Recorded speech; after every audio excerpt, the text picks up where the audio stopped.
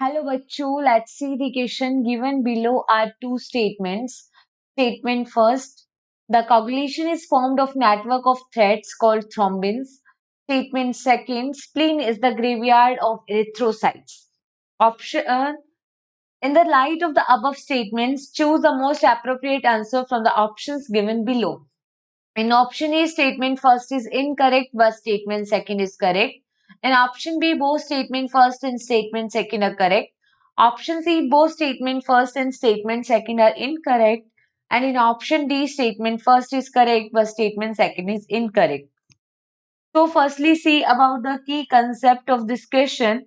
And here we are going to see about the blood clotting mechanism.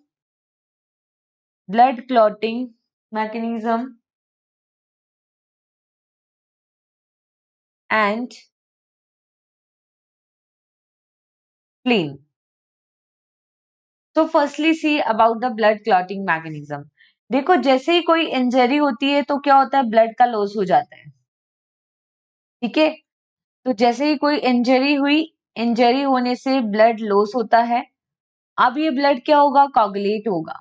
ठीक है, तो blood के coagulation के लिए हम देखते हैं कि सबसे पहले ब्लड में प्रेजेंट है प्रोथ्रोम्बिन. प्रोथ्रोम्बिन जो है it is present in the inactive state. ये इनएक्टिव फॉर्म में प्रेजेंट है. प्रोथ्रोम्बिन का कन्वर्जन हो जाता है थ्रोम्बिन में. ठीक है, थ्रोम्बिन जो है it is the active form. अब प्रोथ्रोम्बिन को थ्रोम्बिन में कन्वर्ट करने के लिए there is need of thrombokinase enzyme. Blood clotting के लिए जो मैकेनिज्म काम करती है वो एक कैस्केड मैकेनिज्म है. व्हाट डज इट मीन कि अब जैसे देखो fibrinogen it is present in the plasma in the soluble form. ये सॉल्युबल फॉर्म में प्रेजेंट है.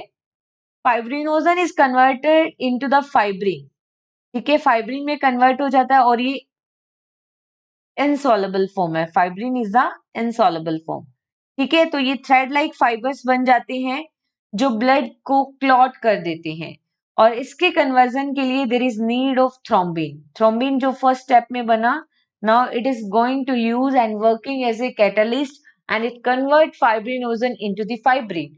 और फाइब्रिन जो है which is responsible for the clotting of blood. ठीक है, it is the network of thread. Fibrin क्या होता है, नेटवर्क ऑफ थ्रेड्स. इस तरीके से ब्लड की क्या होती है, क्लॉटिंग.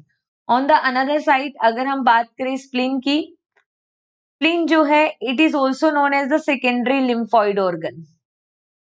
ये सेकेंडरी लिम्फॉइड ऑर्गन है. और स्प्लीन में क्या होता है, जो डेड आरबीसीज होती हैं they are present in the spleen. इसलिए इसे क्या कहते हैं, स्प्लीन को कहते हैं graveyard of RBC. Spleen is known as the graveyard of RBC. RBC का कब्रिस्तान, क्योंकि यहाँ पे डेड आरबीसी प्रेजेंट होती हैं. नाउ सी दी स्टेटमेंट. स्टेटमेंट फर्स्ट में बोला है कि कोगुलेशन जब होता है तो जो नेटवर्क बनते हैं थ्रेड का उसको थ्रोम्बिन कहते हैं. तो ये इनकरेक्ट है. अभी हमने देखा जो नेटवर्क है थ्रेड का उसको फाइब्रिन कहते हैं. देन इन्होंने कहा है कि स्प्लीन जो है it is the graveyard of erythrocytes और we can say RBC. Yes, क्योंकि डेड आरबीसी मिलेंगी स्प्लीन में. तो स्टेटमेंट सेकंड करेक्ट है but statement first is incorrect which is given in option A. Statement first is incorrect, but statement second is correct. So here, finally correct answer is only option A. Hope you understood it well. Best of luck.